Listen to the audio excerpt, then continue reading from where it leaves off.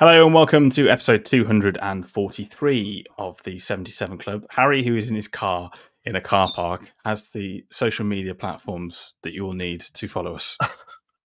Yes, it's the Wolf 77 Club on Facebook and Instagram, at 77 Club Podcast on Twitter. And yeah, just to, I'm sat in a pub car park because my Wi-Fi is awful. So I'm borrowing a pub's Wi-Fi for this week and it seems to be going well. So might be the future, this.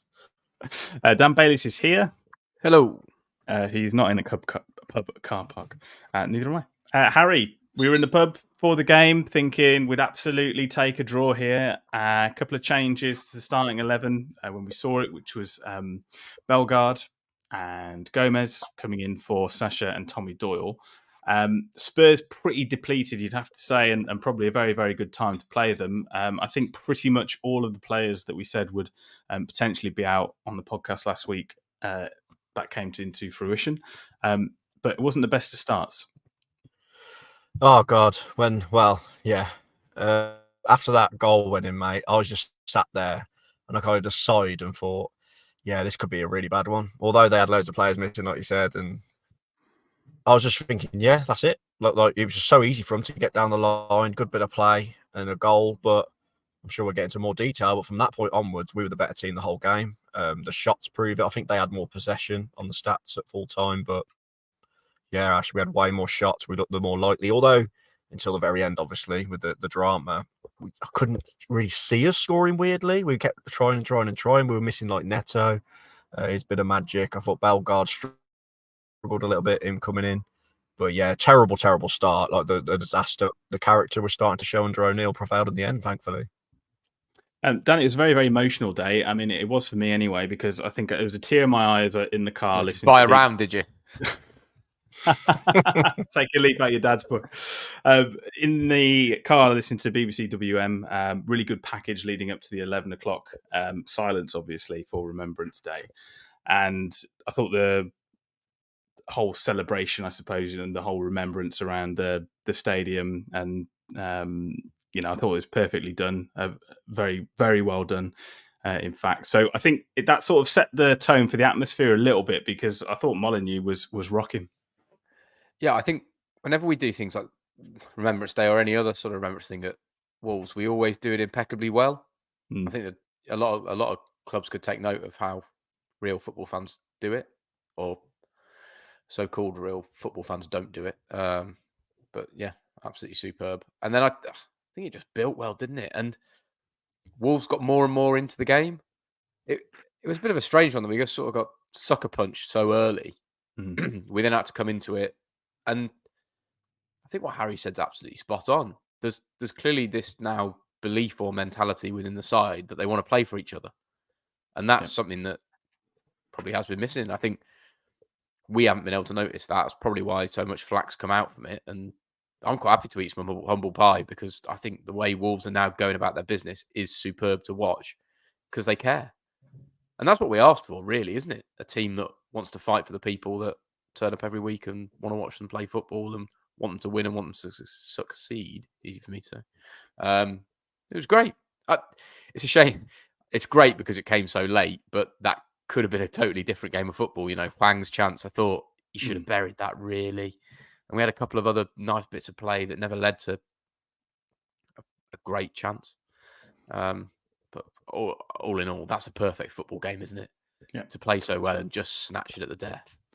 And Harry, Dan has mentioned in there one South Korean, which is obviously Hwang Hee-chan, and the other one was Son Heung-min of Tottenham. It seemed to be the two players that a lot of people were talking about pre-game, and I think it was the first time where I've seen so many South Koreans that was obviously poured in to see their countrymen play. And I don't think either of them were really on form. They were fairly quiet. I mean, Dan said obviously Hwang's chance, you put your house on him, especially this season, burying that. And, I think it was 1-0 at the time, wasn't it? So you're just thinking, oh my God, I think I turned to you and said, we could probably play until Christmas and we won't score in this game. And how wrong I was. Yeah, well, the South Korean. I mean, we went to the pub before the game, didn't we? And we stood outside near the Wolverhampton train station, and it felt like every fourth person was South Korean. Yeah. So the effect that Son and Hwang have on that country is absolutely incredible. I think more Son, to be honest. And I know there's a lot of them spread around the ground, and seen a lot of them after by the mega store. We went to the North Bank bar, but as you said, they were very quiet on the day, so that wasn't really the main narrative to come out of it. But yeah, as you mentioned about the scoring, I said when I first started talking, I'm so glad those last 10 minutes happened, because I thought we were going to be very frustrated talking on this podcast about what could have been. Don't think Son's scored against us, has he? Or if he has, it might have been a consolation. That's a good question. He's never turned up against the Wolves. It's a good shout, actually. I'll have to look into it, but I don't remember. I've been to a lot of Wolves Tottenham games, obviously being down in London. I don't remember him ever setting the world on fire against us. I think he's a great player, but he's always been quiet against Wolves. Yeah, I agree. And I thought he was a little bit of a bitch, to be honest, rolling around, feigning injury. Didn't really think much of him at all. But there you go. Take Harry Kane out of the side, and that's what happens, I suppose.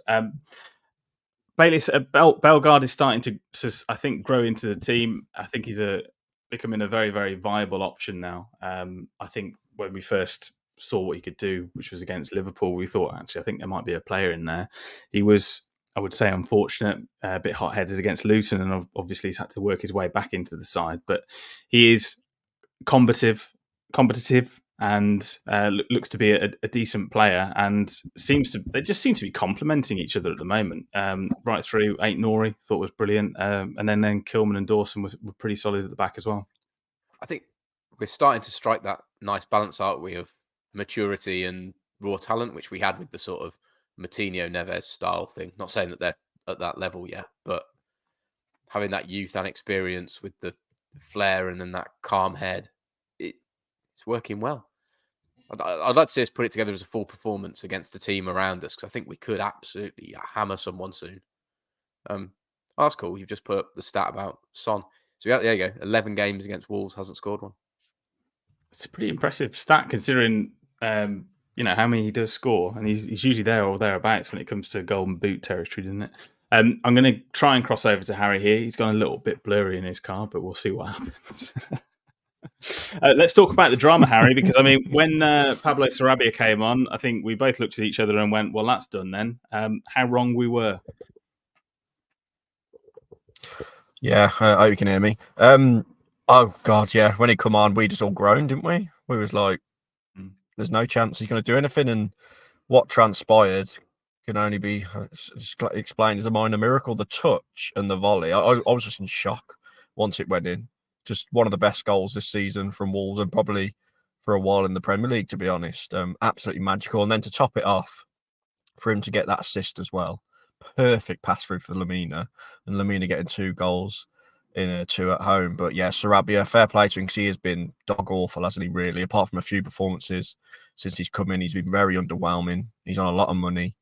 But that technique, that was like watching me at that charity game, that touch and finish. The goalkeeper. You have to say, when you see things like that, you realise how much better professional sports people are than just normal people having a kick about or playing Sunday league. 32-year-olds who get absolutely battered every week. Yeah. I just mean in general, like, to do something like that is unreal. The first touch was sublime. I mean, even in slow motion, it looks so difficult, and how he's pulled it off, under pressure from the defender, tight angle, just incredible. And I think if you just squinted your eyes and looked at it, he reminded me very much of Jota, and the way that he used to play, quite tenacious, very, very similar build. Obviously a lot older though. But yeah, and I've got to say a shout out, Bayliss, as well to Cunha, because I thought he was pretty vacant through the game. But obviously that defence splitting pass was, something where you can get away with it, can't you, as an attacking player, that, you have that one moment of brilliance and it can bring you right back into the game. But when it's a goalkeeper, we're usually having to go at them. Most definitely. I don't know whether that's where he intended that pass to go, but he'll take it as the assist all day long, because it looked brilliant. But the run was fantastic. He never stopped. He picked his angle. So wherever that ball was coming in, he could have done something with it, sort of thing. He split the defense in half, not the ball. The run was unreal, and the whole thing. I can't remember the last time Wolves scored a goal of that absolute top of the league quality. If that was Man City, Gary Neville would have had to change his pants. Like, or Gary Lineker, sorry. Gary Neville probably would have said it was crap, but it was just so good to watch. No, completely I actually agree. can't put it into words. I can't put into words how good Wolves' goal was, and that's literally our job. I want to share with you now something that Talk Sport had put together, which is for Jamie O'Hara's show. Can Tottenham win the league? Why not? Why can't we not win the league? What, because we're Tottenham and everyone says that we crumble? Why can't we? We can. Why can't we? We can. Why can't we? We can. We can. We can. Glory, glory, Tottenham Hotspur. Glory, glory, Tottenham Hotspur. A little back heel onto Porro. Low cross into the near post. Brennan Johnson is there to score his first Tottenham Hotspur goal, and he scored it inside 2.5 minutes away at Molineux. Because we're Tottenham and everyone says that we crumble.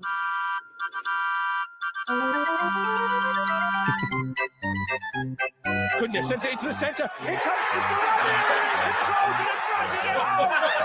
It's Wolves 1, Spurs 1. Sarabia is on the hunt. He moves to the edge of the area. Slides it through. Lamina is there. They won it. It's stopping. And Postecoglou stands still inside the technical area. 2-1. It's just who we are, mate.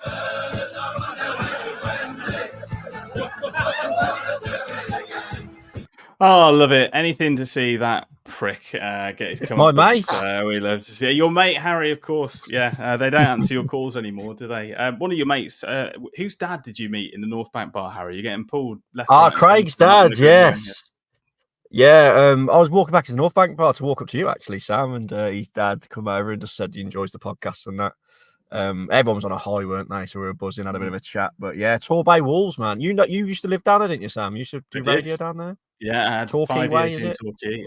I was essentially a ginger Alan Partridge. So yeah, no, very good times. But yeah, one thing I will say about the fucking North Bank bar, though, £7 a pint, excuse me, is absolutely outrageous. £7 for a flat. Worth paying in that day, though. But what I will say, sorry, just go back on the game quickly. The corners, obviously the amazing day, we're all on a high. How many times did we hit the first man? Like, I've got to just mention it because it was getting comical at one point. Was it Sarabia? No, who was it? No, who was it taking it on first? Nori, Bellegarde. Bellegarde, yeah. Nate Nori. Yeah. Oh, God, frustrating the life out of me. But yeah, on a high, and it was great to meet Torbay Wolves legends.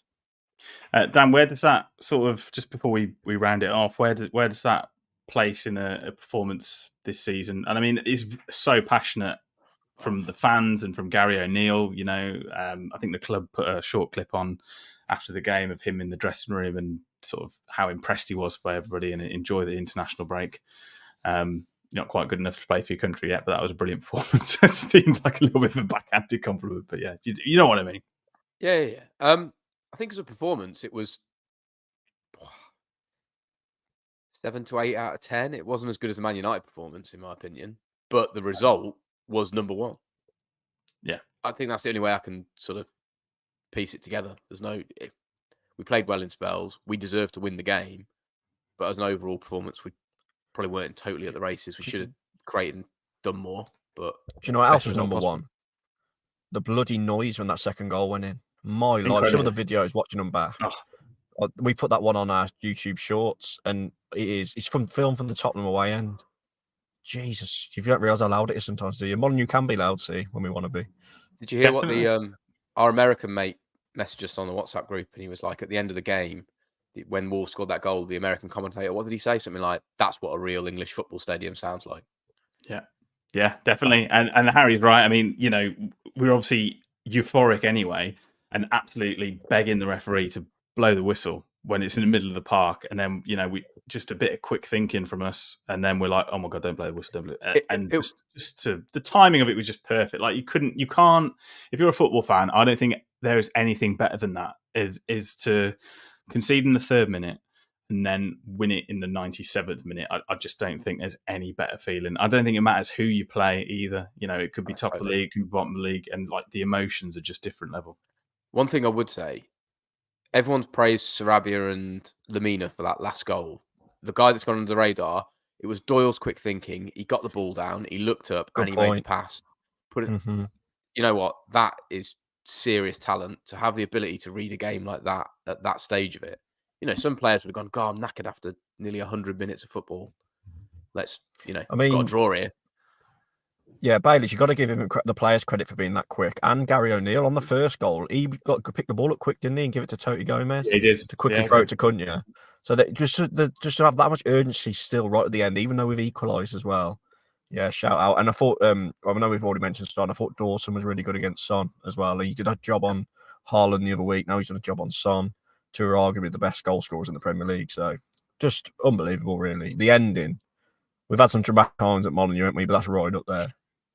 Oh, 100%, definitely. I mean, the 4-3 Leicester with under Nuno, that Man United in the Cup's still my favourite game ever. Yes, a great game. I mean, Leicester was last minute as well, wasn't it? So that sort of similar vibes, but yeah, definitely right up there. And I think the way that it panned out, I think it was more exciting than the City win, but I think the City win is bigger overall. Okay, let's move on. Well, actually, before we move on, Bayless, I think you found that there were some shirts from the Sheffield United and the Tottenham games are going up for auction, I think. Yeah, it might have come up on quite a few people's Twitter feeds because it came up as like you get the promoted ones every now and again. Mm-hmm. But essentially, the Royal British Legion get all the shirts from the Remembrance games with the poppy on. The players sign them and they go on for auction. Bear me a second, I'll try. It's Match Worn Shirts is the website you need, and then you'll see there's a link to it. But the Lamina and Sarabia shirts are already over 1,400 quid, and there's 10 days to go on the auction. That's great. I mean, hopefully that raises some good amount of money. Fantastic idea, and all for a great cause. You can pick up, some of the players that didn't get on the pitch but were issued a shirt. They've signed them. They're a couple $100 at the moment. So if you want a Christmas treat for someone and got a bit too much money burning a hole in your pocket, they are available. Just before we move on, Sam, sorry. We forgot to mention about Gary O'Neill, didn't we, with his post-match dressing room team talk? I did mention it. You probably missed that a little bit, but yeah. Well, what were your thoughts? I just sorry. I think he did. Yeah, I just love the fact how humble he was, saying like, obviously I couldn't have done that because he was a decent player, wasn't he, in the Premier League? But there's a way he said, "Oh, I can't do that, lads." I just thought he was really good. And God, like Jack said the other week, his turnaround in terms of just his profile going on Monday Night Football and just the way he's been, obviously results. It's skyrocketed. And we've gone from calling him a PE teacher to be absolutely buzzing off him, haven't we? Let's be honest. It's just an incredible turnaround. Now, I don't think I ever called him a PE teacher. Me and Bayless did. Jesus. Yeah, I did. Yeah, I mean, it's a good point, Harry, because he has more Premier League appearances than Wolves. I'm fairly certain. So, that's obviously something to think about. He was around for a long time, and you notice his hands again. His hands. He needs a bit of media training. He needs to do a thumb trick. Put your thumbs together like that and hold them there. But that would be my advice to Gary O'Neill. Let's talk about England very, very quickly. It seems, Bayless, that everybody is pulling out of the England squad left, right, and centre at the moment. It feels like we might get called up very soon. Do you think we are far off a Wolves player representing England? Probably are at the moment, to be honest, unless Kilman sort of has an absolute storming rest of the season and there's a couple of injuries. I can't see it too much. I mean, they can drop out of these couple of games. I mean, literally, Friday night, Dave has a party in goal for Malta. It's just... it's going to be like our charity game versus England. So it doesn't matter. If I was Bellingham, I'd have a week off. Well, yeah, I mean, he's pulled out, isn't he? So yeah, it's difficult, isn't it? Because obviously we've already qualified. So the games really don't mean anything. It would be nice to make the Italians stay at home for the second tournament in a row, though. I know it's really arrogant to sort of say, it's a joke game, but they aren't, but they are. These teams are nowhere near the standard needed to compete at the level. So if anything, if Southgate's got anything about him, he will mix it up and give those fringe players a proper go. See if Cole Palmer can do more than score penalties and give the two lads from Palace a bit more of a game. I think Maguire, Henderson, if he keeps with that old trick, the fans are going to lose patience with him really quickly when we lose to a half-decent side. So this is his chance to actually get some people back on side and give players a game. That's it, isn't it? I think Southgate will always be measured, Harry, on the fact of what happened when we played a half-decent side, and 10 times out of 10 we've lost in a major final. But we can't take it for granted because we've had golden generations before, we've hosted tournaments before, and we've never got anywhere near the final two. So it's almost a case of be careful what you wish for. But would you like to see him being a bit more pragmatic of trying to change a game? And, if you go 1-0 up, what do you do rather than sit back? I don't mean to be a party pooper, but looking at the two teams we're playing, I had a quick look earlier and I completely forgot who it is, but I have zero interest in watching any of the two games. So we're going to win both of them with ease. It don't matter who we play, and it's a load of bollocks. We just had an amazing game against Spurs. I'm absolutely gutted it's the international break, and it's a waste of time. That's my opinion on England. So sorry I can't provide a bit more stuff about it, but yeah, I'm really disappointed it's the international break. I think we should answer Trevor's question. Get it up. So. Club or country? Oh my God. Miss Trevor. Which one? Oh, okay. Bottom one. Club or country? Oof. I always say club, and then we got to the final of the Euros, and it was country. And I was like, imagine being a Man City fan. You don't have to pick. I'd rather Wolves win the League Cup than England win the World Cup. No. What? The League Yes. Of course I would. You mad? I don't give a shit about England, really. Harry, nah. Weird. Harry. When they're in it and the beer's flowing, I'm buzzing. But Wolves all day by a mile. I'm actually shocked. Elite. I mean, FA Cup. Yeah, okay, I can. Hold on. I'll go one further. I'd rather Wolves qualify for the Europa League than England win the World Cup. That can't be right. No, that is 100%. I'll take a lie detector test. That is. He wants it clipped up. He wants this clipped up for social media. No, it's just true. He's doing it for clip. Unless you're a United fan or Man City these days, you're country over club. But apart from that, everyone else is club over country, in my opinion. Very, very interesting debate. Would love to. I think we've got to carry it on from everybody else.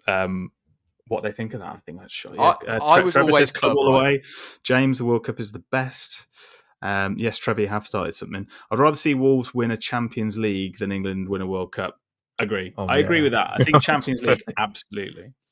Yeah, League and I'd rather see Wolves win the Premier League. But being realistic, I was in Trafalgar Square for the Germany game when we beat them, and then I went to the semi against Denmark, and that was unreal. That was a long day for you as well, wasn't it? When Kane scored that winner, I reckon I ended up in a different tier. He was in tears. I can't. Yeah, that game was mad. Would you rather England beat Argentina 5-0 or Scotland 5-0 or Wolves beat West Brom 5-0? Wolves beat West Brom 5-0. Well, there you go. I'd like to beat West Brom 5-1. That would be the scoreline. Yeah, true. So they can't use it anymore because they can't use the 5 and the Let's talk very quickly about Fulham because that will be the next game, and we won't have a podcast next week because of the international break. Harry Dawson, I believe, is suspended after picking up his 5th yellow card. So one change is going to have to be made. Raul got his first goal for Fulham against Villa last time out, but the third one on the list is the one that, in my eyes, got away, which was Polina, is out for Fulham. Yeah, Dawson's going to be a big miss. You assume it'd be Bueno coming, wouldn't it? Santi Bueno. We haven't seen him since Ipswich, unless he puts Totti centre back and goes to a 4, and then puts another midfielder in. But it's going to be a big miss without Dawson. Polina being injured for Fulham's good. Raul scored, didn't he? So it'd be interesting to see if he's involved. But yeah, it's a bit away yet, but it'd be nice to pick up our points and continue the run going. As I said, it's just a shame it's the international break. Bayliss, what changed with you, mate? Do you think Santi Bueno, or are you looking at back 4 potentially? It's a bit of a tough one. Fulham on a terrible run of form. I've chatted to a Fulham fan recently, and he thinks they're awful. So I think we've got to have a go at him. I think you've got to play Bueno and gamble on it. Dawson gives so much to the side, doesn't he? But I think Santi's got to get his go. Who else do we put in there? We can't have a small centre back. I think we've tried that once before and got caught out pretty badly. Johnny. So Just no way. I think, Harry, from what we've heard of Johnny so far, is that Gary O'Neill has been fairly impressed with his professionalism. He's made the bench, obviously, at the weekend.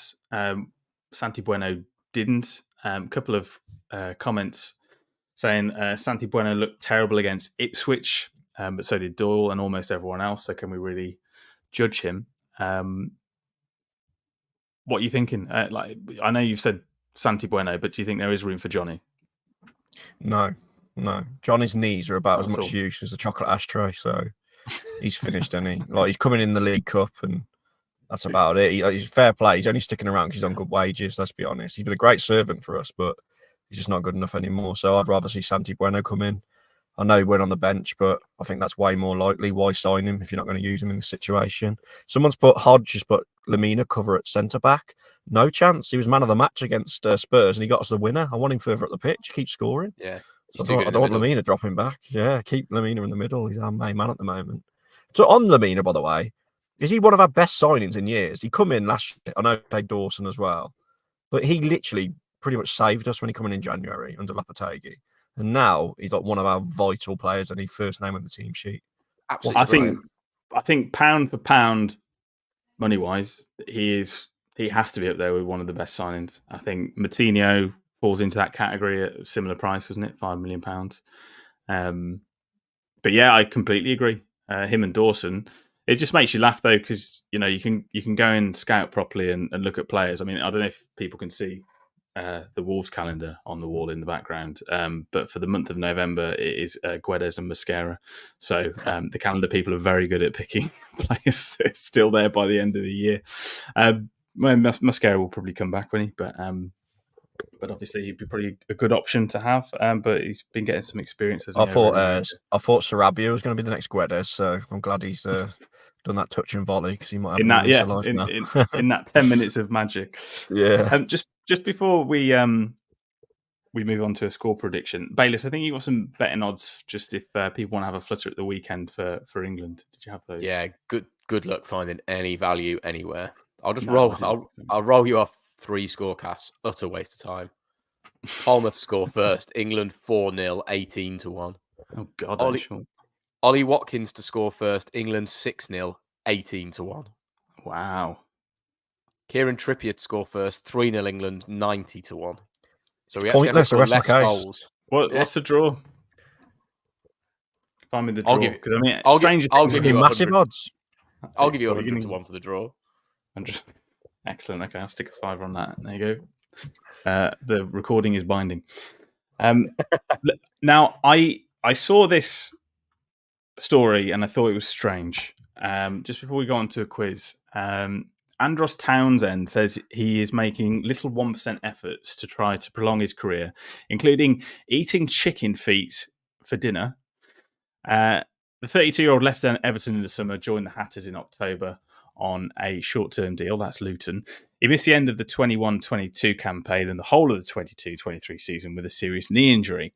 Now, he says he's been eating chicken feet because there's lots of collagen in them. So it tastes exactly like a chicken wing, but it is low on meat and it has a lot of cartilage close to the bone. It's got skin around it. It's very nice. In China, South Africa, and in Portugal, it is eaten quite commonly. It's 20 minutes in the steam oven and get it down you.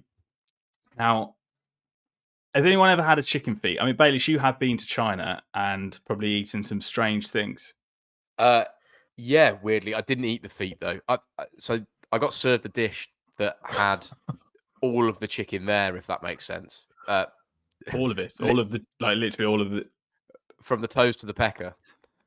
And its head. Feet. But I couldn't do it.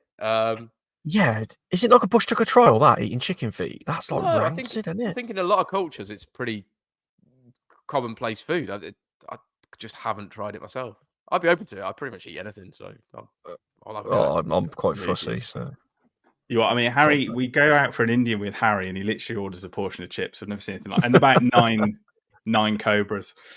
the So I snakes. thought, well, let's put together or try and put together a chicken 11, because I mean we haven't done a stupid 11 for it feels like years since we did the last stupid 11. Bayliss, I want to start off with a manager if we can. Can you think of a chicken themed manager from? I'm guessing it's you, so it's probably going to be back in the day. Can you think of one? Have I got to do this? Mate, You have to do it. Read what I've written. Major Frank Cluckley. Major Frank Cluckley. And everyone has inspired. turned off the podcast. Well, the other one I had was Bill Shankly, as in lay an egg. Harry, who we got in goal, please? I've just got a couple of goalkeepers. I was going to try and make up one.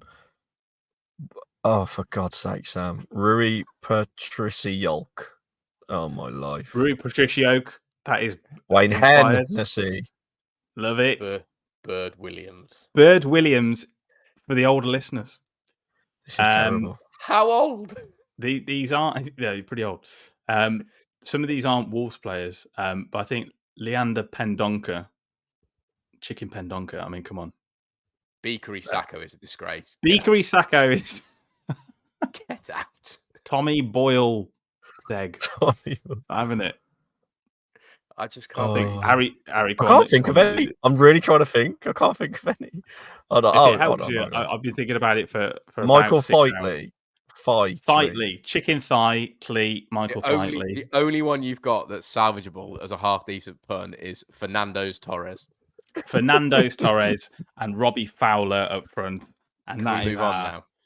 That is our chicken 11, and we haven't done. What's the comment saying? Anything? No, it's difficult. Oh, You're I did all have one shit. for Give up. Adama Traore. Haven't that? No? That's all right. But talking of Traore, someone did say, "What's happened to him?" I ain't got a clue. Has he played for Fulham yet? I don't know. He was out injured for ages, but I think he has played 1 or 2 games. I think, but I can't. I ain't seen.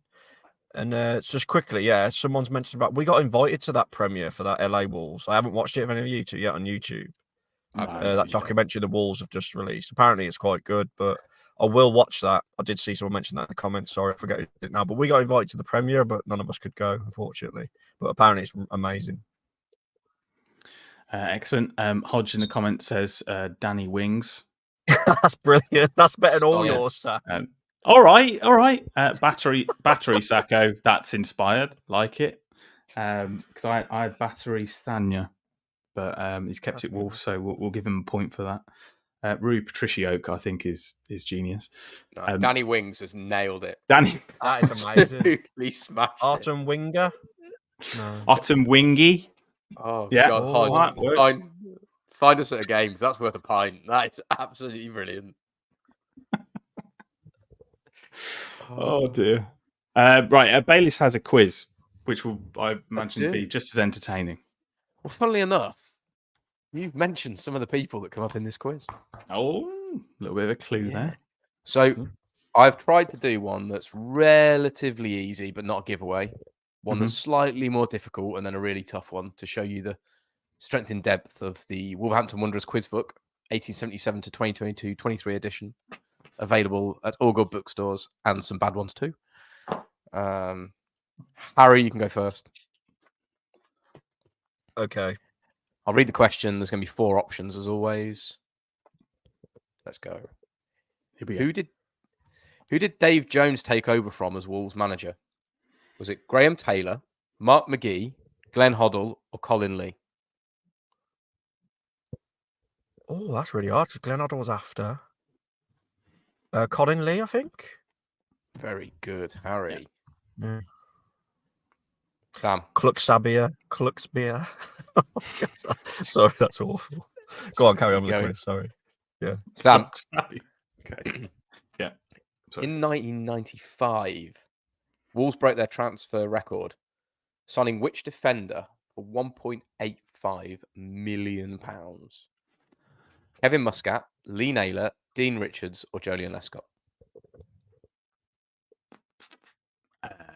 it's Kevin Muscat, isn't it? No. Is it not?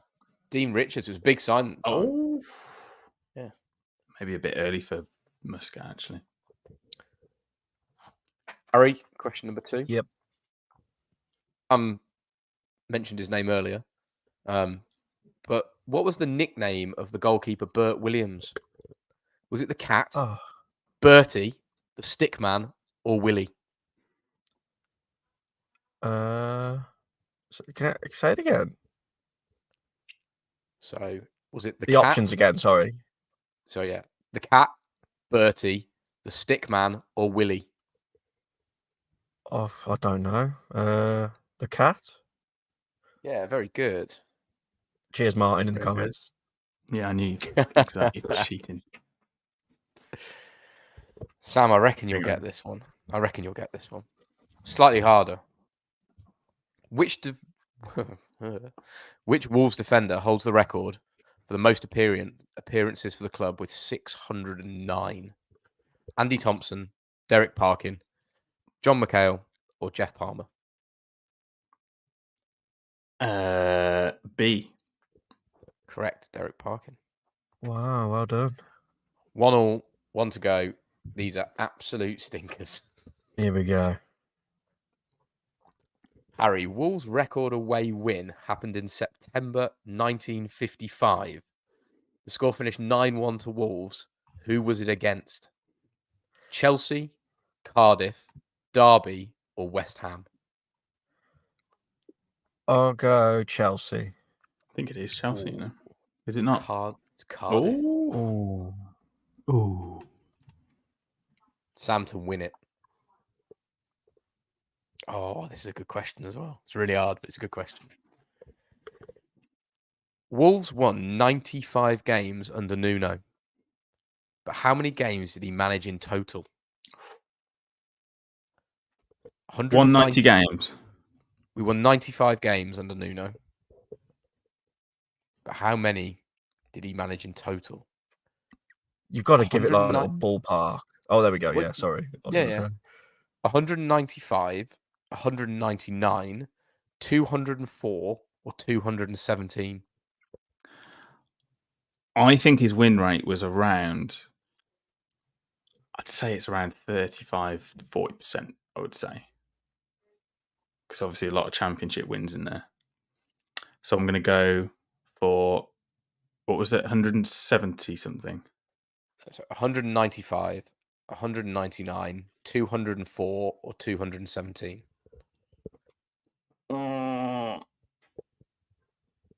217. 199. Is it? Oh, God, just before his 200th game. Still with that, but it do I remember 200 game notes? They must have been on about it before he got sacked. Wow. Incredible. All the books wrong. Brilliant. All the books wrong, which was Maybe. why we're maybe in the bad bookshop. Excellent. Okay. I have Harry down as winning that.